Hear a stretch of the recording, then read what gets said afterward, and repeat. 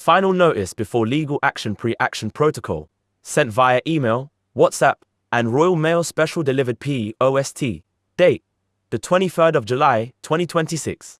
From Darren Hunt, 38 Broadmeadow Road, Weymouth, Dorset, DT4, 9BS. Email 12345born3@gmail.com. Telephone 07360 087596. 2. Yen Parkin Coates, Director, Motorcraft Adventure Developments Limited, Unit A4 Harworth Industrial Estate, Lordswood Road, Harworth, Doncaster, DN11, 8BZ. Email, sales@motorcrafted.com. Telephone, 01302 759 Tel 01302 divided by 20,759,173, 07399 595701. Tel 07399 divided by 20,595,701. Subject: final notice before court proceedings, pre-action protocol. Vehicle: MAN VW 8.1364 4x4 overland conversion. Registration: C707 XRT. Statutory basis: Consumer Right Act 2015 and Road Traffic Act 1988 Section 75. Dear Mr. Parkin Coates, this is a formal letter before action served under the UK Civil Procedure Pre-Action Protocols. Motorcraft Adventure Developments Limited has already been served with previous legal notices from my legal team to rectify this vehicle, which your company has willfully ignored. Take notice that this is the final and last notice to be served upon you before formal court summons are issued. Furthermore, during our telephone conversation yesterday, when informed that a DVSA inspector had officially condemned your build as completely unroadworthy and issued an immediate prohibition notice, your response was to verbally abuse me and tell me to fuck off. Your explicit refusal to honor your statutory duties has been logged as evidence of bad faith and a rogue trading posture. Under the Consumer Rights Act 2015, you have a strict legal obligation to supply goods that are of satisfactory quality, fit for purpose, and legally roadworthy. Under Section 75 of the Road Traffic Act 1988, it is a criminal offence to supply an unroadworthy vehicle. I am hereby exercising my absolute statutory right to demand that Motorcraft Adventure Developments Limited recovers this vehicle at your sole expense and completely rectifies every engineering defect, safety violation, and fraudulent service omission detailed below. This work must be executed at absolutely zero cost to me and completed within a strict 30-day window from the date of collection. 1. Critical DVSA safety and assembly condemnations. The vehicle failed its inspection across critical safety sectors, requiring immediate, mandatory rectification. Chassis and structural subframe, sections 45 and 83. The rigid rail-to-rail system, welded and bolted along the flexible open C channel ladder chassis, is an engineering failure. It must be completely cut off.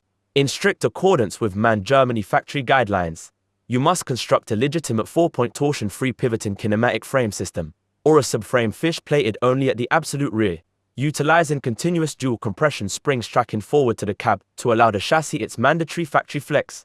Mandatory removal of unauthorized gas system. I never requested or agreed to have an LPG gas system installed on this vehicle. Due to sheer manufacturing laziness, your company left them on the build. Furthermore, your installation of these twin LPG gas tanks, rigidly welding them to a twisting frame segment, creates an explosive kinetic stress hazard that is an immediate danger to life. You are required to completely remove and permanently extract these gas tanks and all associated gas lines from the vehicle entirely, returning the undercarriage architecture to its proper, agreed layout. Dangerous fuel tank assembly. The twin fuel tanks are incorrectly engineered. The fuel lines route over the top of the chassis and back down, preventing the tanks from balancing or feeding each other due to a lack of a transfer pump. You must install a proper balancing system with independent isolation taps to prevent catastrophic leaks. Braking system failure, section 14 and 18. The official DVSA brake test report reveals a complete, dangerous imbalance, yielding failing efficiency profiles of 50%, 25%, 25%, and a catastrophic 16%. The entire braking system requires a comprehensive mechanical overhaul. Unsecured passenger cab seating. The retrofitted center seat is not fixed substantially with correct nuts and bolts. The seat is dangerously leaning forward, causing passengers to slide off. This must be professionally leveled and structurally bolted down. Fire and electrical hazard, section 25 and 41.